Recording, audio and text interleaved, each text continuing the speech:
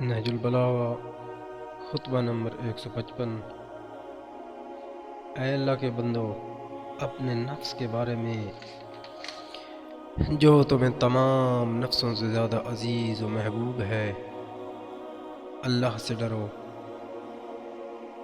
اس نے تو تمہارے لیے حق کا راستہ کھول دیا ہے اور اس کی راہیں اجاگر کر دی ہیں۔ اب یا تو امٹ بدبختی ہوگی یا دائمی خوش بختی و سعادت۔ در فانیہ سے عالم میں باقی کے لیے توشہ مہیا کر لو۔ تمہیں زیادہ راہ کا پتہ دیا جا چکا ہے اور کوچ کا حکم مل چکا ہے، اور چل چلاؤ کے لیے جلدی مچائی جا رہی ہے۔ تم ٹھہرے ہوئے سواروں کے ماند ہو کہ تمہیں یہ پتہ نہیں کہ کب روانگی کا حکم دیا جائے گا۔ بھلا وہ دنیا کو لے کر کیا کرے گا جو آخرت کے لیے پیدا کیا گیا ہو، اور اس مال کا کیا کرے گا جو عنقریب اس سے چھن جانے والا ہے، اور اس کا مظلمہ و حساب اس کے ذمہ رہنے والا ہے۔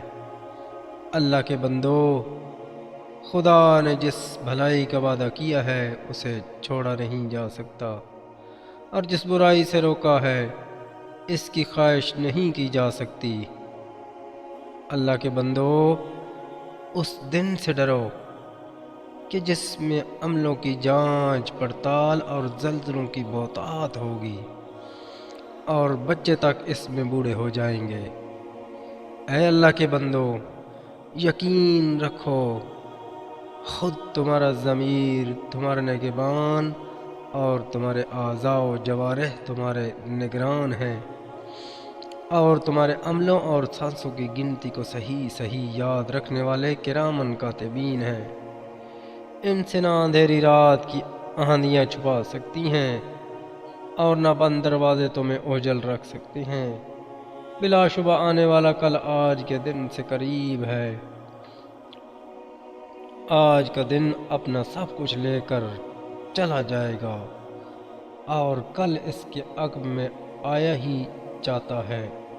گویا تم میں سے ہر شخص زمین کے اس حصے پر کہ جہاں تنہائی کی منزل اور گڑھے کے نشان قبر ہے پہنچ چکا ہے۔ اس تنہائی کے گھر وحشت کی منزل اور مسافرت کے عالم تنہائی کی ہولناکیوں کا کیا حال بیان کیا جائے۔ گویا سور کی آواز